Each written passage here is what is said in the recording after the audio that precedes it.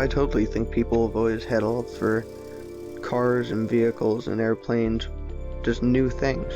Not everyone did, but there's a great group of people that have.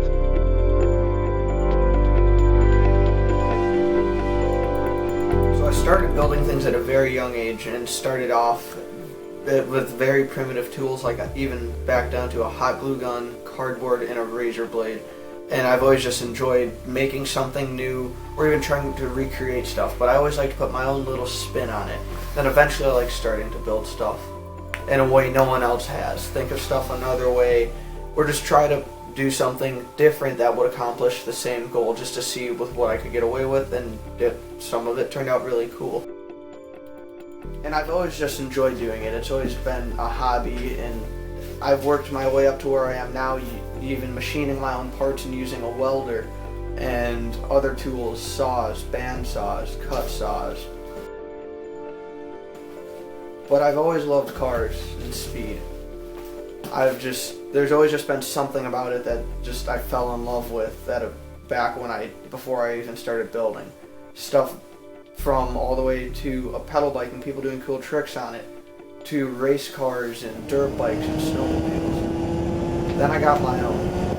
I bought a go-kart with a Predator 212 engine on it, and I rebuilt the whole thing, back down every bolt out of it, repainted it, sanded it, and redid everything on it. Ever since I got that go-kart, I've always just loved what I've done even more, building, and then I really got into vehicles. I've always been into them a little bit, but once I really got to drive something and do it all myself to fit me and how I wanted to do it is when I just really fell in love with it. I started getting way more into it, way more into speed, and then I eventually bought a mini chopper. It's like a mini bike, but it had a 4-speed manual transmission. It was a 4-stroke 50cc motorcycle, but more for like a kid, and it was meant for the roads. And then I got that, and there was a bunch of little things wrong with it, like the paint was bad, the color combinations, I just was not having it. So I decided to rebuild the whole thing from scratch. And that was the biggest task I've ever taken on by myself. I pulled every bolt out of that frame, pulled the motor apart, repainted, sanded, pulled all the dents out of the gas tank, bonded them. And this was still a few years back when I was probably 11 or 12 years old. And then I just kept going. I got that thing driving, and then it was just something else. I loved doing it. I remember coming out in the garage, changing the oil on it, trying to get it started because it had a bad carburetor. And then it was always that moment when you got it started, when you got something right. You just kind of started to figure out what you were doing. And I was mostly self-taught as of how I went from building things. So then I decided to get a dirt bike. I could really drive new roads no one's ever been on, make my own path, and have way more fun off-road, places that not as many people go. Everyone could be stuck in a car driving and look out the window and see what everyone else sees. But me being back in the woods was something different. You could be alone back there riding, trying new things. It was just so much fun. It was a little Chinese dirt bike. And then I wanted to get a bigger one.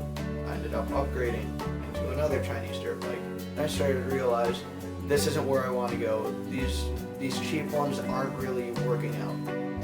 Even after doing some homemade mods on it and machining parts down and getting stuff shaved, ported, polished to run smoother and give me more power, you can only do so much off of a stock frame. I ended up buying a KX85, a dirt bike that had a lot more power. It still blows dirt bikes out of the water today. I still own the bike.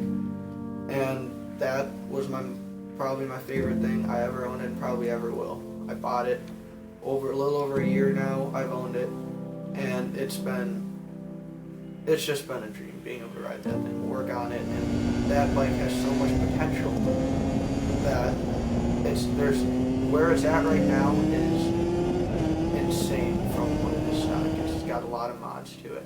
But there's always that little thing, a few little things I'd like to change on it, a few little problems with it. That's when I really started getting into building stuff myself. I ended up building a drift trike and go-karts and many other things like that from scratch. I started off with, I think my first full custom thing that really turned out amazing was the cooler cart. That was a go-kart frame I custom built all from scratch, built everything, modified pedals, made new brackets, machined down the whole steering column and bushings to make it work with what I needed.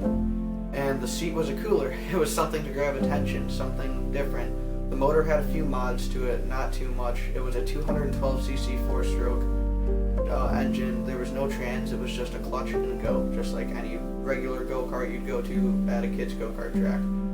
But this one went fast. It went over 45 miles an hour, and there's still people that got scared of it, and we changed gearing and got it to be good, but the brakes were still never there on it. And then we ended up building I ended up building a drift trike, and then I built another one. So I built my drift trikes, and the one I'm most proud of is my purple one. It has purple color shift paint on it, and a bit of mods done to the engine.